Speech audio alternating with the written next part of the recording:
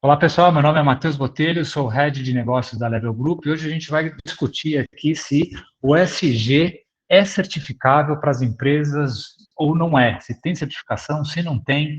E para isso a gente vai contar aí com a ajuda do grande Américo Varculha, que é mestre em planejamento integrado de recursos energéticos da USP e atua como consultor independente de projetos de redução de emissão e sustentabilidade e ações ESG. E aí, Américo, como é que você está? Tudo certo, vamos mexer num ponto polêmico hoje. Hoje não é brincadeira. Então, ponto importante aí sobre questões ESG, né? É sobre como mensurar, né, o impacto das ações que as empresas fazem. Então, o cara vai lá, faz todo o esforço, põe um plano em pé, e aí como é que ele mede isso, né? Uhum, Eu queria te perguntar, existem certificações para isso, né? uhum, Para que a gente meça aí o engajamento das ações uhum. que as empresas fazem. Como é que você vê esse assunto? Olha, esse ponto é bastante interessante, é bastante polêmico. Vamos lembrar um pouco que a gente conversou nos podcasts anteriores aí sobre a visão do ESG até do ponto de vista do investidor, né?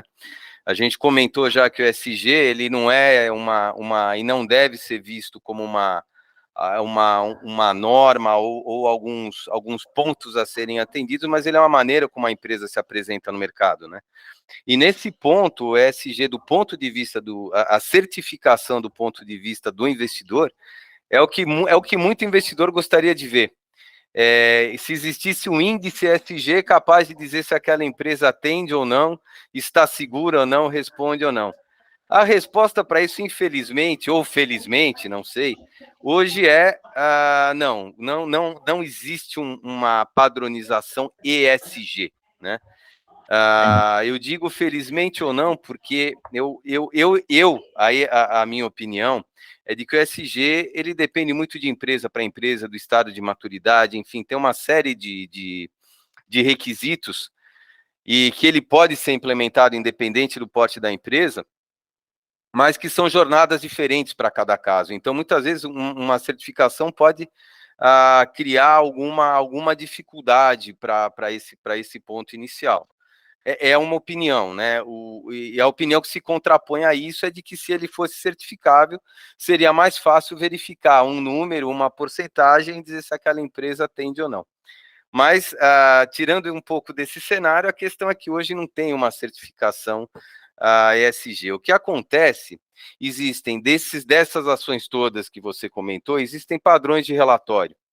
Então, um que é bastante utilizado é o GRI, é o padrão de relatório do GRI, aonde as empresas fazem os seus relatórios, esses relatórios têm, vamos dizer, uma auditoria, essas ações são verificadas ou não, então dentro de um padrão GRI existem questões relacionadas às emissões de gás de efeito estufa, questões relacionadas à governança, questões relacionadas aos aspectos sociais, existem várias normas aí, e vários padrões e vários subitens que englobam bem o ESG. Então, o que hoje as empresas fazem, a grande maioria dos relatórios de sustentabilidade das empresas segue esse ponto, é seguir esse padrão GRI e muitas vezes esse relatório ser certificável, né?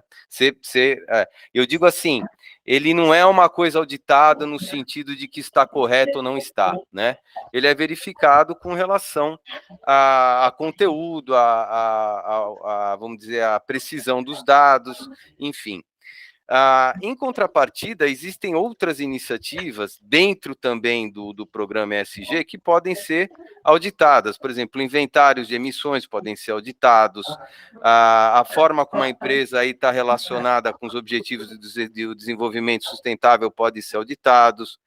Enfim, a questão é essa, o ESG em si ainda não tem uma certificação, tem bastante gente aí querendo e realmente trabalhando nessa linha, mas hoje o que você tem é como, vamos dizer, como verificar as ações que as empresas têm tomadas mais em áreas assim específicas, dentro do conceito ESG, mais em áreas específicas.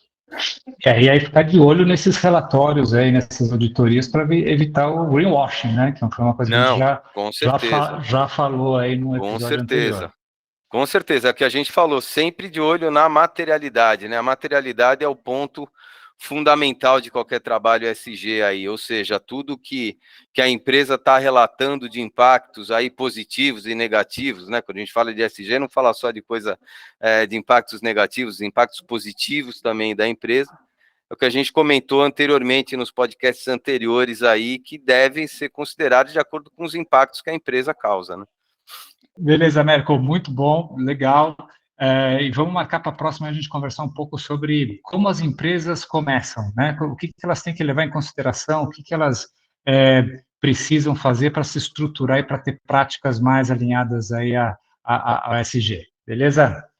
Perfeitamente, encontro marcado, então. Legal, obrigado.